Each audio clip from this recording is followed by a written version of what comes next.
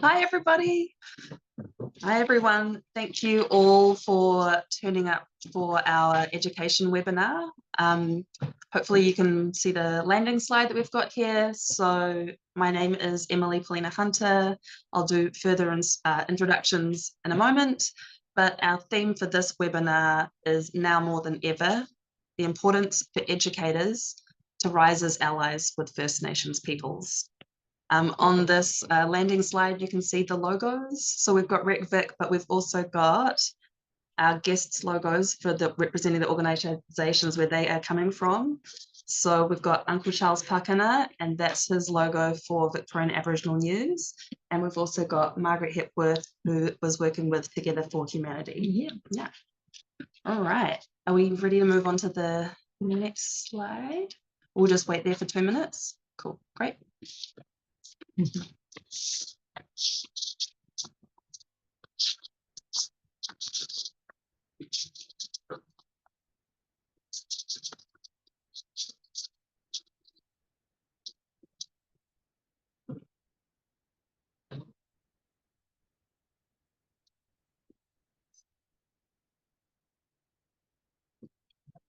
All right.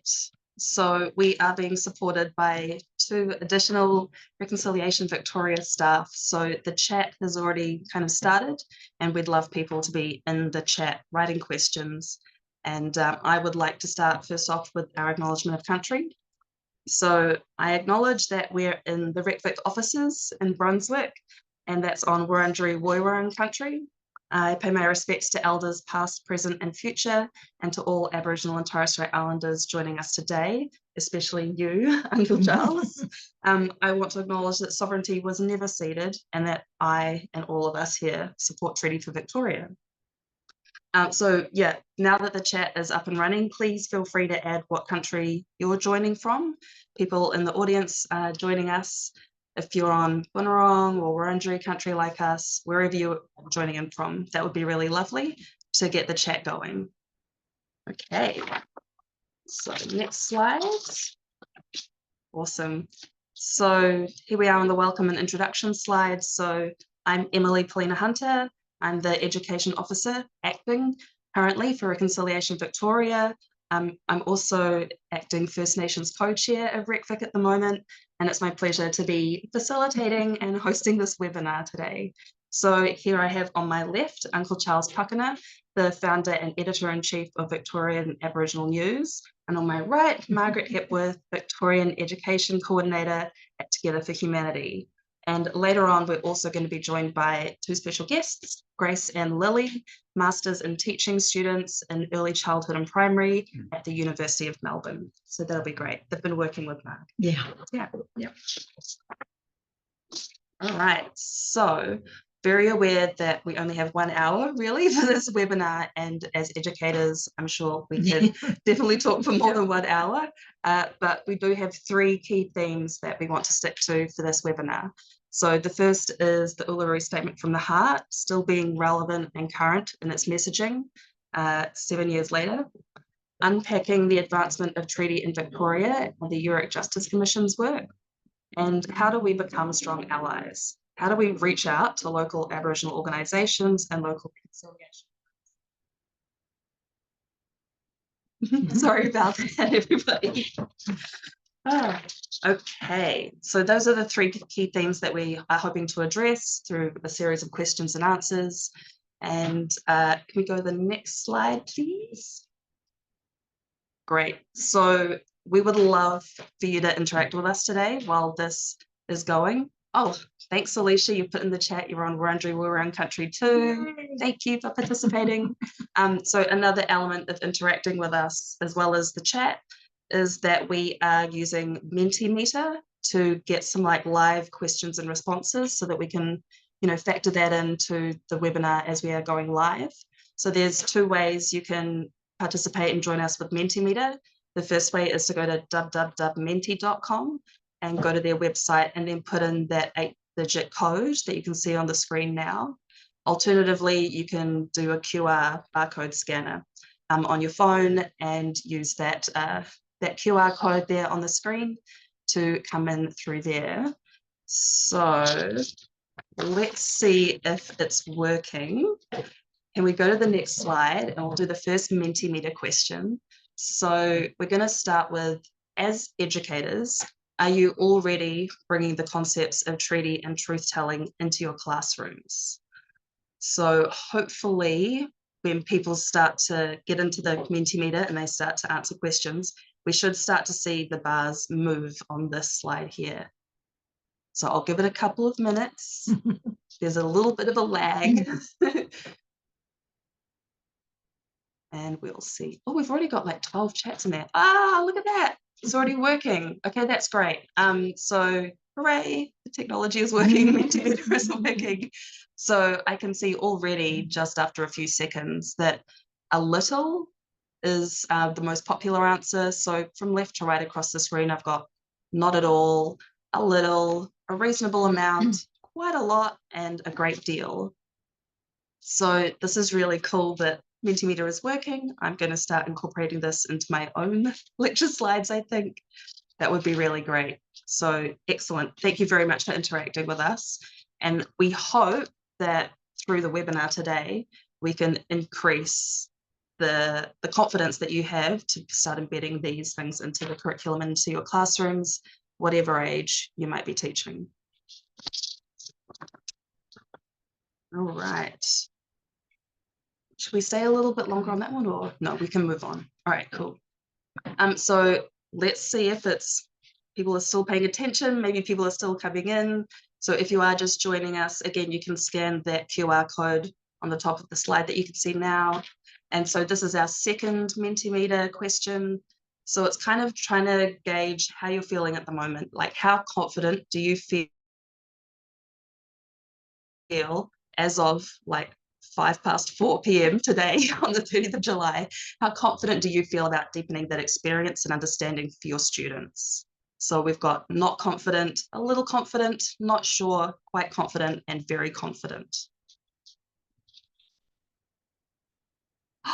Yay, it's working. Thank you, everybody. I shouldn't be so surprised. We practiced this. No, thank you very much. Okay, that's really great. And hopefully we'll have a repeat of this kind of question towards the end of the webinar, and we'll see if things change. But it's really validating to see that 7 respondents have said they feel quite confident. That's really good. But there are the scores of 4 each for not confident and a little confident. So I think we've got quite a good diversity of people joining in today. And that's awesome, because we want this to be valuable to people who feel not at all confident, but who also feel like they're gunning it. Yeah, awesome. All right, thank you. So we're going to ease back on the slides for a little bit, give a bit more face and personality. So we're going to move on to the proper discussion part of the webinar that I think we're all looking forward to. So this is in conversation with myself, Emily, Uncle Charles, and Margaret. And I've got a couple of questions that I'll be posing. And yeah, we'd love to just get this discussion started. Ready? Yeah? Yeah. All right, cool. Okay, so this is relating, of course, to our key themes. But my first question is around the Uluru Statement. So the Uluru Statement was formed at a gathering at Uluru in 2017. And that was of representatives from Aboriginal and Torres Strait Islander communities. And the Uluru Statement called for voice, treaty, truth, and makarata. Uncle and Marg, can you share your thoughts? Is the Uluru Statement from the Heart still relevant and current? Uncle, I'll start with you, please. Thanks so much. I'll just acknowledge also that being here on Wurundjeri Woiwurrung country, I carry with me my ongoing commitment to their elders and to the work that they've done in the past, they're doing now, and they will have to do in the future, which is unfortunate, far too much. And to everybody out there, thanks so much indeed for tuning in. And a special shout out to all the schools that I've spoken at over time. I noticed Nadia Devlin, I saw your name pop up. So Eltham High School at least is represented. So well done, Eltham High School and Pakana House. How can I not make mention of them? The Uluru Statement from the Heart is still incredibly relevant. And I'm going to not make it an opinion piece. I'll simply say, look at the first line. our Aboriginal and Torres Strait Islander tribes were the first sovereign nations of the Australian continent and its adjacent islands. That's still relevant. Everything in there is relevant. At the very end, the most important line of all, and I'll probably quote it a couple of times, is we invite you to walk with us in a movement of all Australians for a better future. How can that not be relevant? I mean, that's just it. Of course it's relevant. And everything in there is still relevant. The only thing that, if you want to say it's not relevant, if you want to use that particular word, is the call for a voice to be enshrined in the Constitution. Now, that's not going to happen in my lifetime. I believe it will happen. It definitely will happen. We'll see another constitutional change referendum come about, but it won't be in my life. I encourage everybody, if you have any doubt as to whether the document is still relevant, then read through it. Read through it with your students, a line at a time, and ask your students, challenge them, what could be irrelevant about any particular line in there. And any school where there's an overwhelming, a certain part is no longer relevant, I'd be very happy to come out and yarn to your students. There you go. There's the challenge. We'll take names. But yes, of course it's relevant. Everything in there. If it weren't relevant, treaty wouldn't be happening. Truth-telling wouldn't be happening, for goodness sake. And in Victoria, we're doing amazing work. And I know a lot of educators are doing incredible work out there as well. Margaret's going to be talking about some resources which are specific to treaty. Yeah. The work of truth-telling is so important that even with Yoorrook closing down in the middle of next year when it hands its final report in, the First Peoples Assembly of Victoria is already making noises that included in that first treaty will be the ongoing work of a truth-telling body. Won't be a royal commission. So it's more than relevant. It's being pushed from all angles right now. Yeah, I love that, especially here in Victoria. Yeah. We are living through history right now. Absolutely. We are living in the most progressive state in Australia. And I really took heart that at least here in Victoria at a state level, we were progressing no matter what the outcome of the voice referendum was last year. But Mark, would you like to add? Yeah, no, thank you. Thank you. Absolutely agree with you, Uncle Charles. So I've been in education for 30 years, working with teenagers. And it's in that time I've actually, like for 30 years, taught what they used to call Indigenous Studies. So I've seen this, the changes that have taken place over 3 decades, and then even reflecting back to my own learning at school.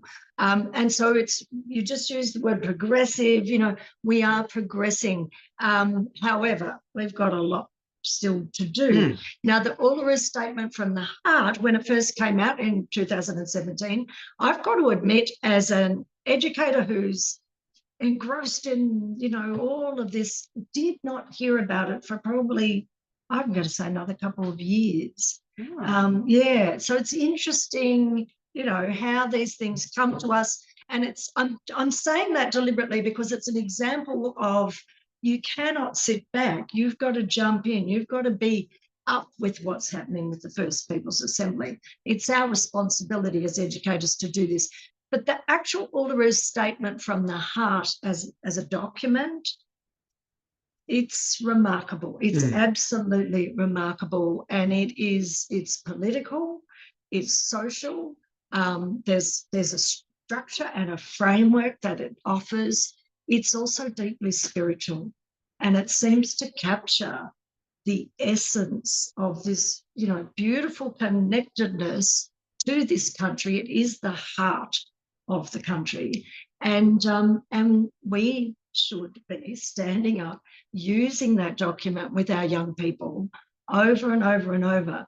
The same way, I'm going to be bold and say, the same way that Martin Luther King's I Have a Dream is still used in schools. The Uluru Statement from the Heart has that guts and that essence for change. So absolutely agree with you.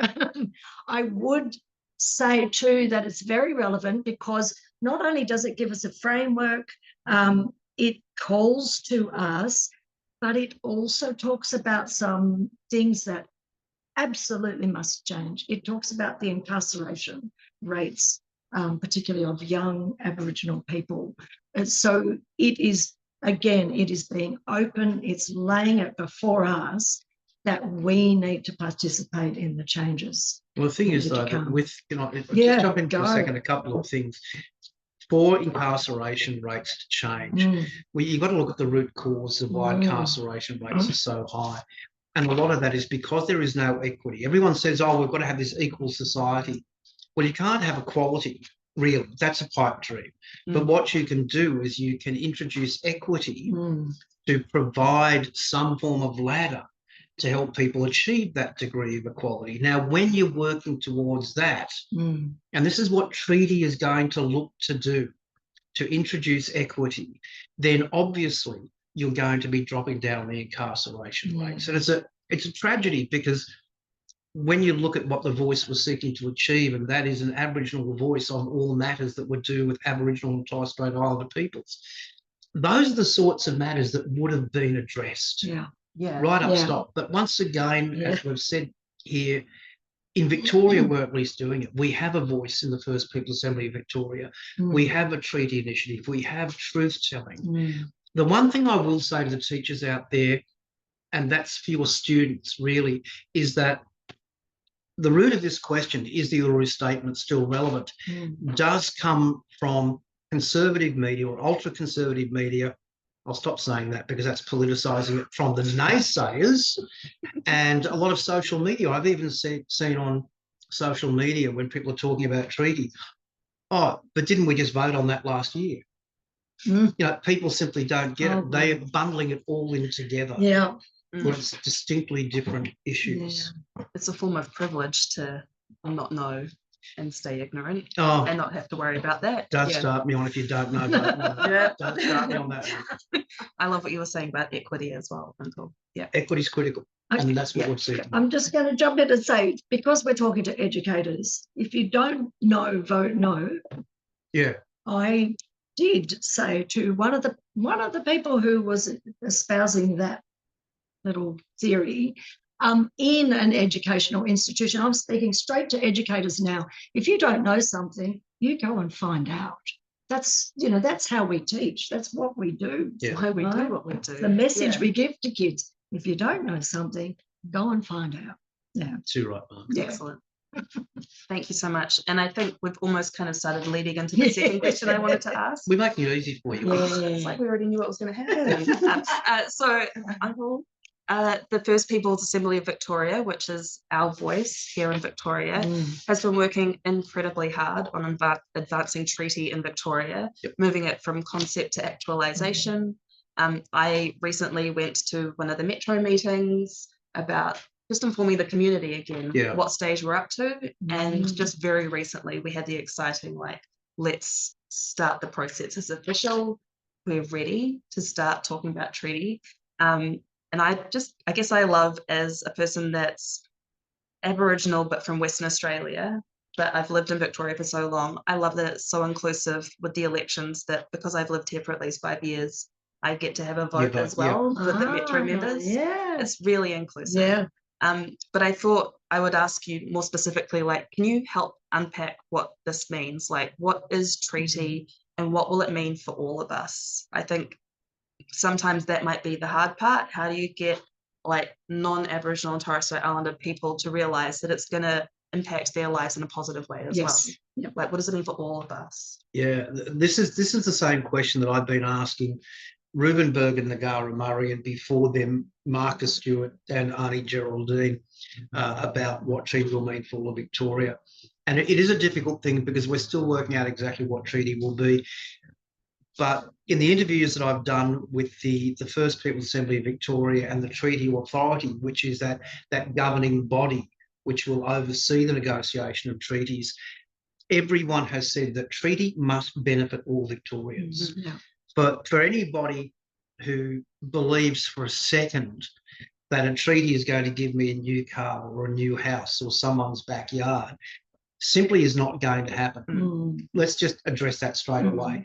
These are exactly the same scaremongering tactics that we saw during the Voice, that we've seen during a native title. It's exactly the same thing. the naysayers keep coming up. You've got to give them one thing: their dogged determination to keep coming up with well-worn dogma is just impressive as hell. Unfortunately, it's quite wrong. Treaty is first and foremost unapologetically seeking to redress the wrongs of the past. And I think there can be no treaty without an acknowledgement that something has occurred in the past. And we're not going to get into the nitty-gritty of that because that will go off on, into Yoorrook, and we'll talk about that later.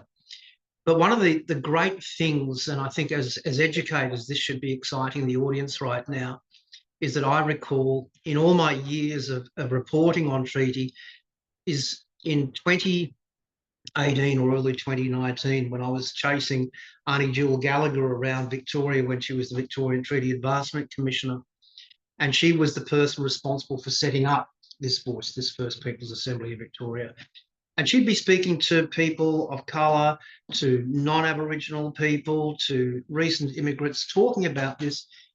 And the thing that always stuck in my heart was this desire that she had.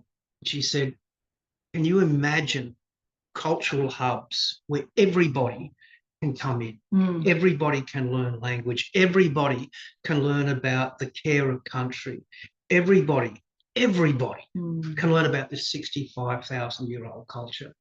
Now, as a journalist, I'm cynical and I'm sceptical, but as soon as I heard Auntie Jill say that, first of all, she became my #1 hero, and I think she knows that. And but it was a light bulb moment for me when I could recognise that this could benefit all Australians and all Victorians. It's a wonderful thing. Look at challenging. I do like to challenge people to read documents. Read the Advancing the Treaty Act 2018, I believe. Have a look at the Uluru Statement. Have a look at the Treaty Authority's guiding documents. Everywhere you'll see that treaty is to benefit all Victorians. It doesn't say treaty is just for blacks. Treaty is to benefit all Victorians. And that takes me back once again, and I'll finish with this, to that last line of the Uluru Statement from the heart.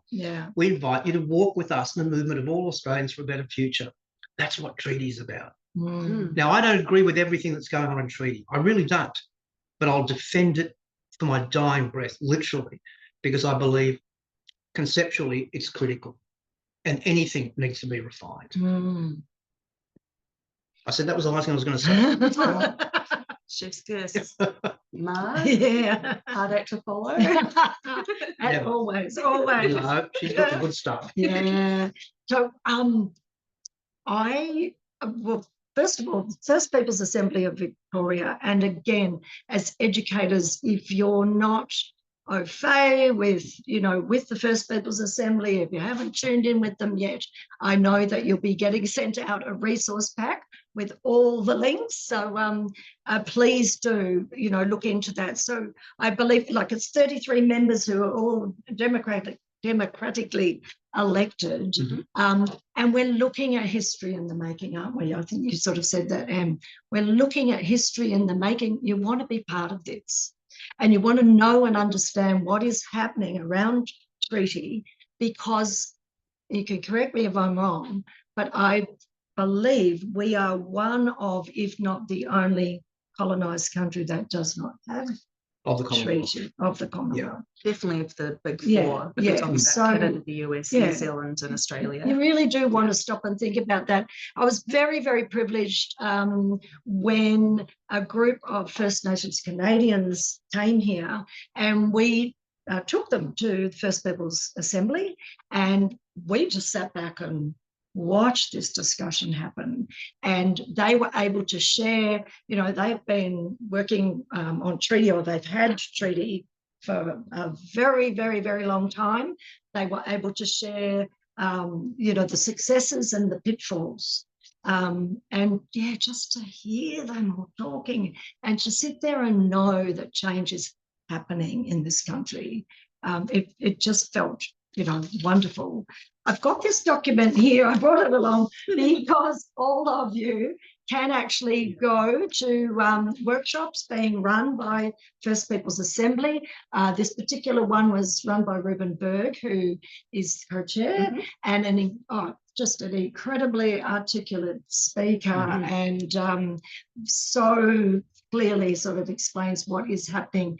But you can go, and part of treaty, I'm just going to read this little bit, is it says, when it comes to Aboriginal communities, cultures and lands, the experts, of course, are Aboriginal people.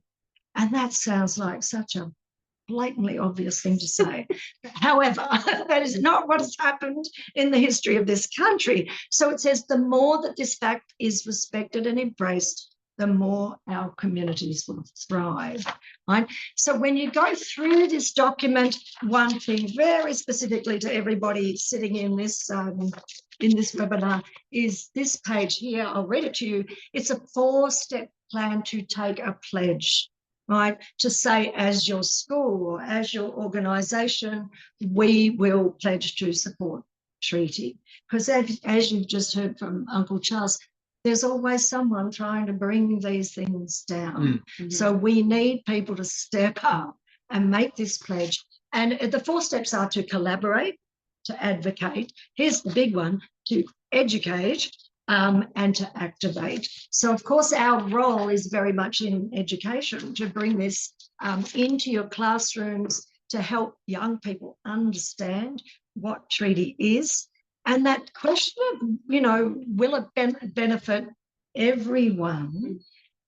There's a lot to unpack and explore. And Ruben actually challenges all of us. He says, I'm not going to tell you. You have to go away and find out for yourself, because we should be reading, we should be understanding rather than just told. But I'm just wanting to say, treaty is about self-determination. It is about a better framework, right? And that the Voice was offering that. Well, now with treaty, we'll move in a really positive direction. But this is the one that I think speaks to me. The benefit of treaty, one of the many benefits of treaty, is that we're talking about human rights here. And we're talking about the maturity of this nation.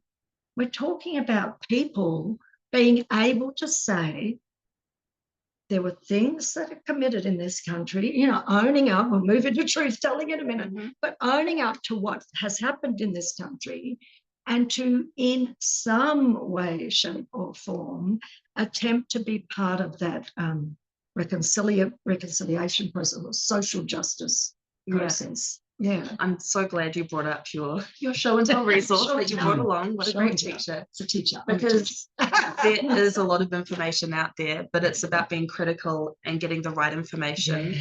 And so go straight to the source. Go to the people who know. Go through First Peoples Assembly Victoria websites. Reconciliation Victoria's website has a lot of really good, reliable resources that you can bring into the classroom. And of course, the Reconciliation Australia's Narraganawali education program is a great website. It's a free resource. You just have to sign up, but it gives you those trusted resources that you can rely on to help support you do the work, because it's part of professional standards. It's become embedded in the curriculum. Like, this work has to be done, but using the best sources to get there is really important. Can I just jump in with a couple more things? Because I'm aware that Anna has said, and we're getting the time, this is resources, Anna. So Anna's one of the people there who's managing everything. Anna, can you please bring up and find, over the course of the next 5 minutes or so, a link to the United Nations Declaration on the Rights of Indigenous Peoples? Margaret brought that up, and I think it's very, very important, because if you need to understand self-determination of Aboriginal people and First Nations people, politically, socially, environmentally, economically, that's really important. And another one that I'm going to use as a challenge for the schools and the educators is something that I've challenged Eltham High School with, and that is the truth of what's happening in Australia. So if you can please find out on the United Nations website the 5 definitions of genocide. We're very, very okay to teach our students about genocide that happened in Russia and in Germany and other countries. Yes, But yes. goddamn, we can't talk about it No. happening here in Australia, We can need we? to use that word. Yeah. Yeah. Yeah. And I think it's really important that if we have those two links. Yeah. It didn't take long. No, definitely. And I mean, so yeah, my other job is lecturing Indigenous Studies at Monash University. You know this. And so it's I get adult students. So and it can be really interesting where people went to school, did primary school and high school, if they experienced all of reconciliation in primary school, but then they didn't get it in high school, if it was the other way around. Yeah. But it's that understanding. I love that you brought up human rights, and I talk about UNDRIP, because like Indigenous rights are human rights plus our sovereign rights. Yes. Our sovereignty and our self-determination through being the First Peoples. It's and I sometimes think to myself, shouldn't human rights be like centrist political thought? But I feel like maybe lately it's been pushed to like the left progressive radical. And I'm just like, human rights should be like our centrist point where we can all get on board with that. But, well, I wonder how many educators out there know that Victoria has its own Charter of Human Rights, which I know that Anna will also think as well. Just to say, sorry, Ruben Berg also pointed out to us all, just so we're all very, very clear, that treaty does not mean Aboriginal people cede their sovereignty. In fact, it's the opposite, and it is a sovereign nation speaking to what is politically regarded as a sovereign nation, and they speak to each other as equals to find a better future. Yeah, definitely. Yeah. Awesome. Yeah. I think we also mentioned it in this part, but let's move on to like a second part of this. So can you talk more about the Yoorrook Justice Commission, Uncle, and what the Commission's role is in truth-telling? Absolutely. So in 2019, it was really interesting, and I was at the meeting at the Aborigines Advancement League, and the First Peoples Assembly of Victoria was having one of its big meetings. And one of the members got up and put forward a motion that treaty really could not progress without a truth-telling commission. And that was in 2019. Within about a year and a half or so, the Victorian government acted on that and set up this first royal commission, or first commission with all the powers of a royal commission, which means they can call in politicians, that people are compelled to attend to provide evidence. And we've seen that. We've seen heads of police force. We've seen premiers come in, ministers come in, and they have to provide evidence. It's all about uncovering the truth of what has gone on in Victoria. Now, another thing that Anna's going to put up there that she'll find, and if she can't find it, I've got all these documents somewhere, is the letters patent for the Yoorrook Justice Commission.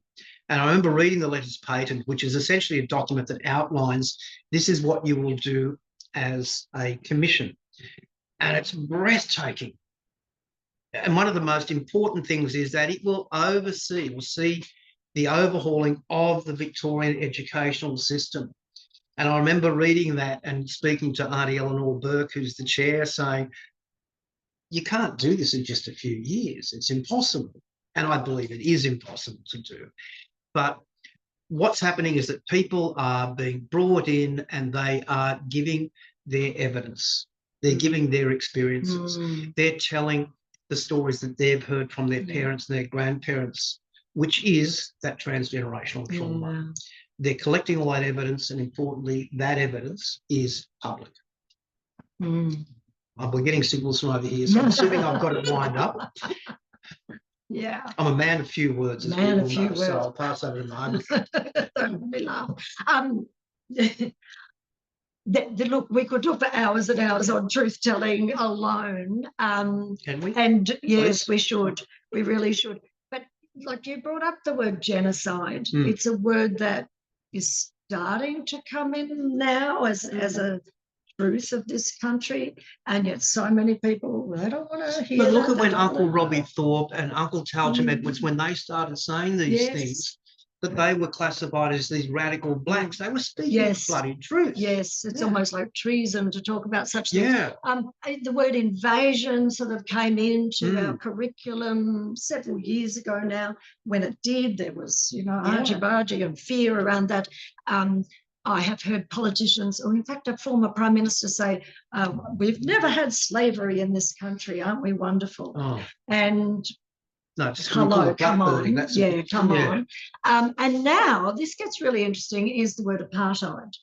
Because so my journey in truth telling in First Nations space began 30 years ago when I was teaching, very young teacher, and we invited a South African woman to come and talk about South African history, apartheid. And the kids were lapping it up until she said, it's very much like what goes on in this country. And they literally turned on her. I've never seen a group of students turn on a guest speaker. Absolute denial. It led me to sort of start questioning what on earth was I not teaching that these kids had this reaction. So it took me down a path I needed to go. But if we look 30 years on, right, that word could and should be used here. We had apartheid in this country. And in many ways, there is, you know, we have the remnants of apartheid in this country. I'm not sure if you're aware, it was South African politicians who came to Queensland, saw what was going on there, and went back to South Africa in just before 1948 when it was formally introduced. Because Australia was what a great inspirational system that is. So we do need to look at the past, because we need to understand it as to how we're moving into this future now. Yeah, just got to say, Uncle Glenn Lockery, who we work with a lot, a good mate of yours, Uncle Glenn, and he challenges us all the time because he speaks the truth. And he says, no, I'm going to have you sitting in this uncomfortable state, and you'll sit there until we all move through it together. Yeah, absolutely right. Absolutely. Yeah. Question 3, we've been told. Question 3. Moving on to question 3. So now more than ever, and this was the theme for National Reconciliation Week for 2024. So why now more than ever? Uncle Charles, you travel around Victoria and interview elders. Please share some of the wisdoms that you've learned from their experiences. Like, are there resources that they've had or interviews that you've done that we can share and access?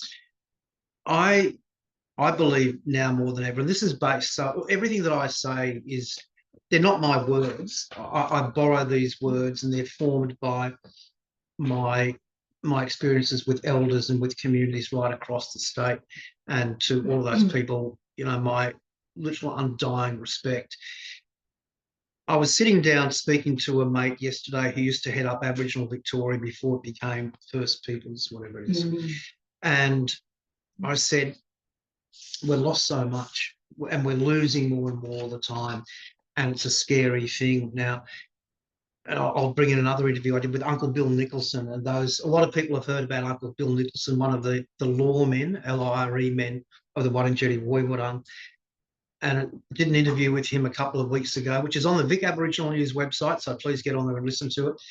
I've got to plug it sometime. And I said, if, you know, how much knowledge has been lost? How close are we to a catastrophic loss of knowledge? And he said, if the Wurundjeri knowledge was a 100-page book, over the past 200 years, 90 pages has been ripped out and it's gone. It's gone forever. So they've got to try and do this. And in other places, it's worse than that. There's no doubt about that. So now more than ever, before we lose it forever. Now, as an educator, that's got to be scary as heck. Yeah. How can you lose knowledge? We see and hear stories of, you know, libraries of, you know, centuries ago being burnt or lost in wars and stuff like that. They go, oh, we could never tolerate that. We bloody well do. And we sit back and let it happen and do nothing to support it. Brings us back to treaty again, which I'm not going to keep going around that circle. But yes, we've lost a lot of knowledge.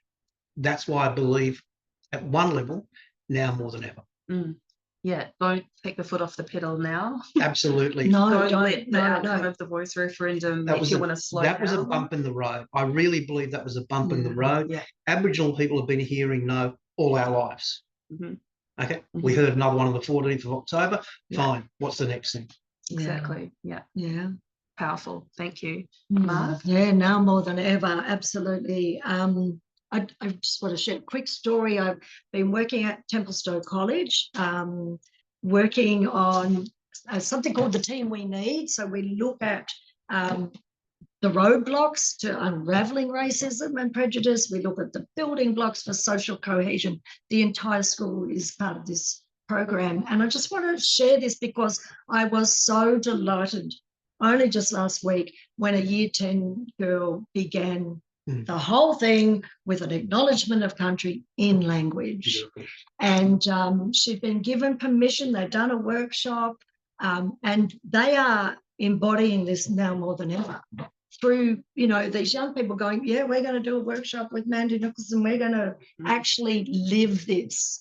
Right. So I think that now more than ever, it comes in so many ways. It's that genocide is the loss of knowledge. That's part of what genocide does. Spirituality, the wisdoms. Are we crazy enough to not tap into Aboriginal wisdoms around climate change and connectedness to country? We obviously are. It's starting to change, isn't it? I know people like Christine Wallace at Melbourne Uni, they do things differently. When they look at the health of the Yarra River, they bring in the elders. They teach these young people, no, the river is its own living entity. What a different way of understanding and thinking. So now more than ever, we need this on so many different levels. The spirituality of being connected to country. I know we were taken up country by Uncle Shane, up to Yorta country, and just spending those days with him and learning and feeling into it. Coming back to the Uluru Statement, the very first time I heard Thomas Mayo recite it. He's not reading it, he's reciting it. And this is all connected to the now more than ever, because it's not just, oh, you read a document or you get to understand some facts.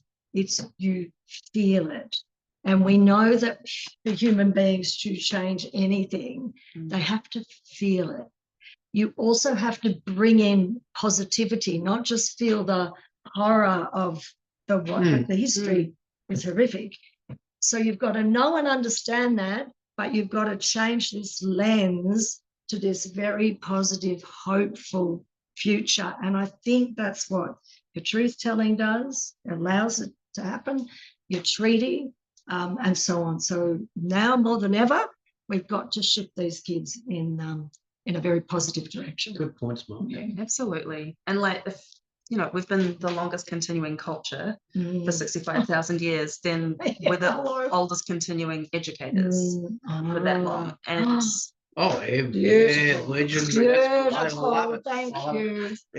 Yeah. But there's a lot that you can learn from Aboriginal and Torres Strait Islander ways of conceptualizing knowledge, learning knowledge, teaching knowledge, sitting with it, and really taking it to heart. And I think that's kind of what that last line of the Uluru Statement is about. It's a generous invitation for all of us. We don't want to leave anyone behind. And we need the allies. We need the support of the whole community in Australia to help the 3.8%, help change the hearts and minds of mainstream Australia.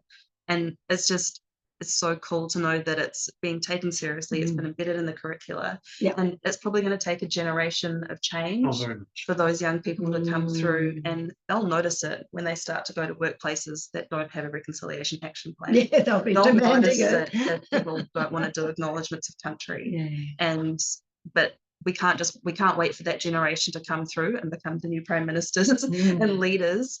It's up to all of us now to now more than ever. Do the work, don't be shy. We've got the unfinished business of reconciliation to do as a nation together. And I'll stop there. No, when you said don't be shy, don't be shy, don't be quiet. Call it out, call out racism. Don't be that person who just walks away from a racist joke. Front the person up and say, unacceptable, won't do that sort of crap. That's what's needed now. And the young people are the ones there, they are the change makers.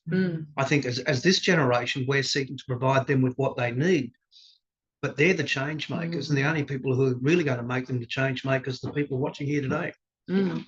It's you. And actually, is this a good time for Grace and Lily to come in?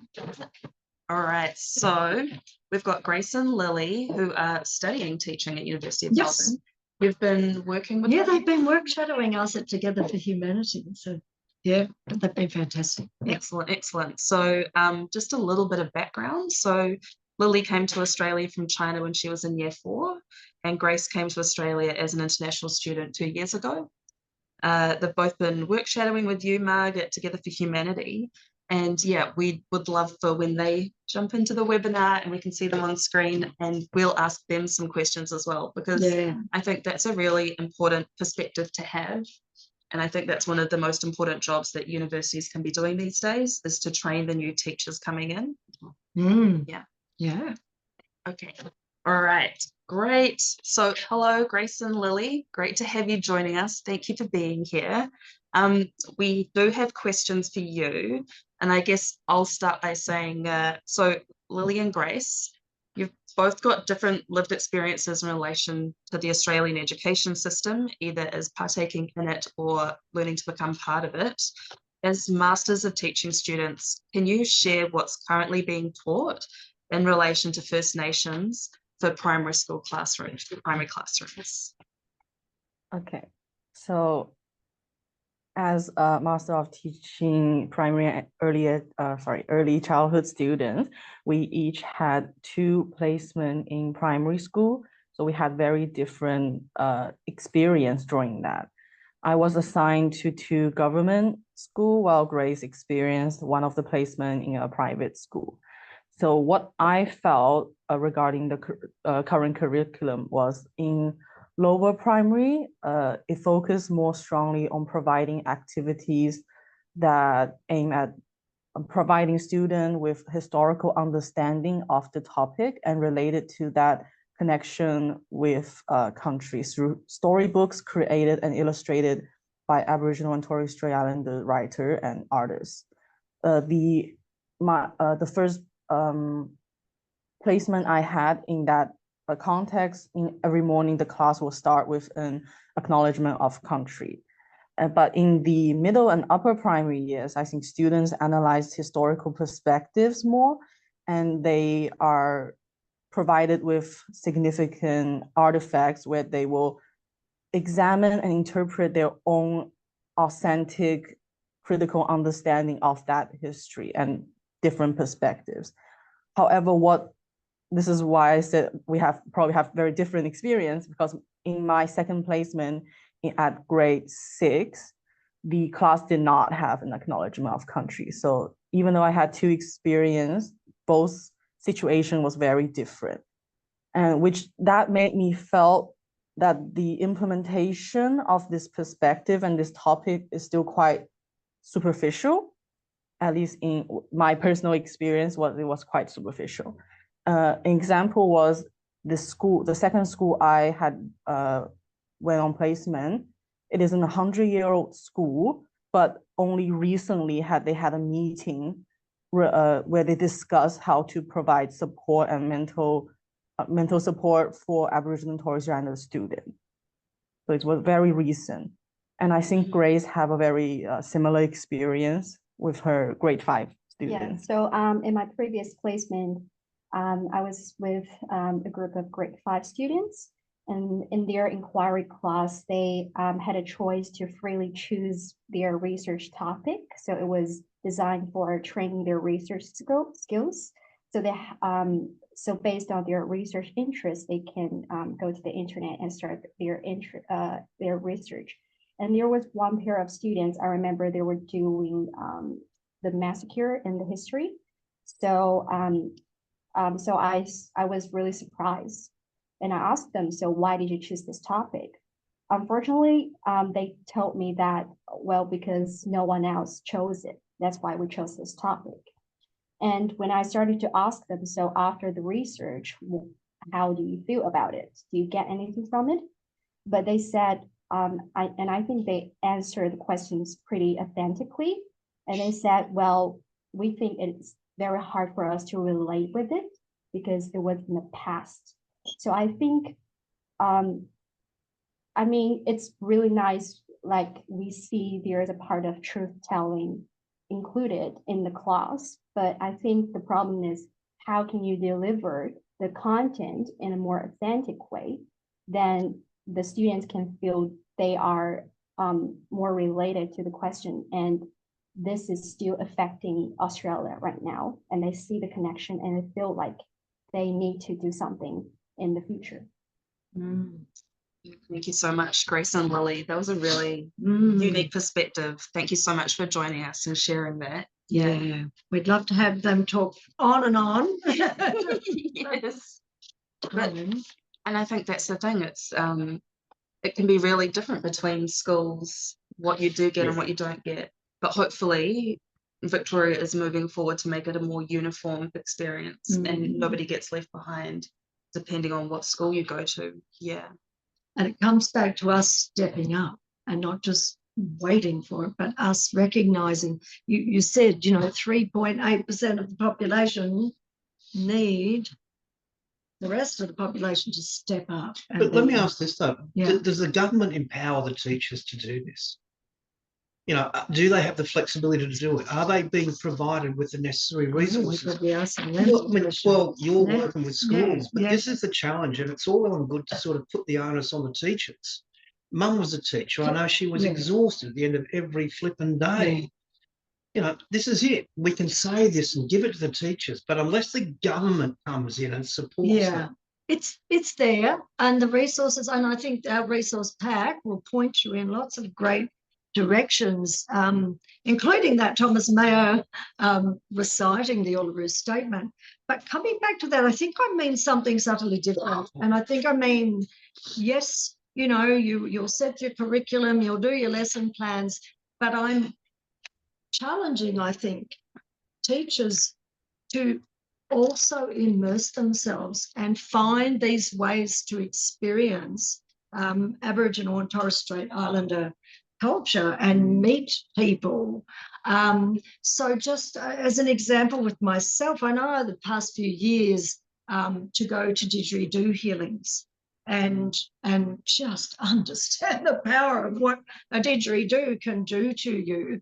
I know, flying to Broome and walking the song lines with the Gullibarulu community in Broome, they open that up now. I think it's only probably once a year to non-Indigenous people.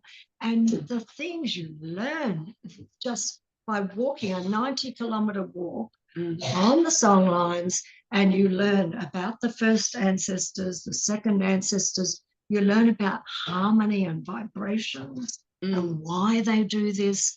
So I'm just really suggesting that to bring to your classroom the whole next level is to find those experiences yourself.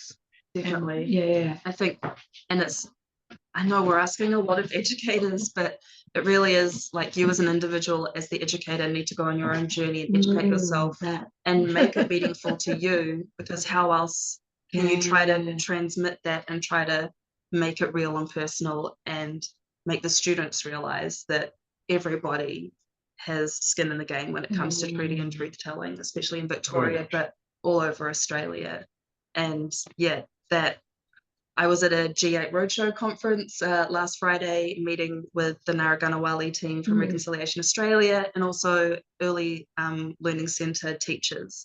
And it was kind of overwhelming for them, I think. Like I was sitting at a table with some other teachers, and just the diversity of knowledge, the amount of knowledge, the overcoming that idea of like the Great Australian Silence, where the education system intentionally did not teach like truth telling and stuff like that. So it's hard for them to come to terms with they need to learn it. They need to pass it on to students, potentially, who like, how do you talk about genocide and massacres to a 3-year-old? Like there's ways to do it and there's ways to pitch truth telling at different age levels and different years. But there's also like that difficult mandate to bring the community and the parents along with them. and be able to defend why you're doing the treaty and truth-telling and reconciliation education for children at all age levels. It can be really hard sometimes. And I think the children are also kind of being the educators when they take what they do learn in the classroom and they go home to their parents and they give them beautiful acknowledgements of country. And they give them like stories that they've learned about Bunjil and dreaming and stuff like that. And I think, like, children have such a big part to play. And that's one of the reasons why I like to include future when I do my acknowledgements, past, present, and future. Yes. Because, like, according to the last census data, like 33.1% of the Aboriginal and Torres Strait Islander population is under 15 years of age. It's a very young population, and the children are the future, and they're going to be our future leaders. They're going to become the future elders. And I think it's so important to recognise the responsibility and the hard work of educators all over Australia, but specifically, especially in our audience and from Victoria. We've really enjoyed bringing this webinar to you. And I wish we could go on for a lot longer. However, I think we should bring it on to our Mentimeter questions. So earlier, before we started our big yarn, we kind of asked, if you felt confident about deepening your students' understanding. And we're just curious now if hopefully maybe you learned something, and maybe if Anna was furiously fast enough dropping links in the chat for you to find the resources that we've been mentioning. Don't forget, we are educators. We are going to send out like a document with like the links and resources after this goes out. But we're just curious if people want to jump back into the Mentimeter for this slide now at this late stage at, closer to 5 p.m. on Tuesday, the 30th of July. Now, how confident do you feel about deepening your students' understanding of treaty and truth-telling? Oh, okay. Well, the data speaks for itself.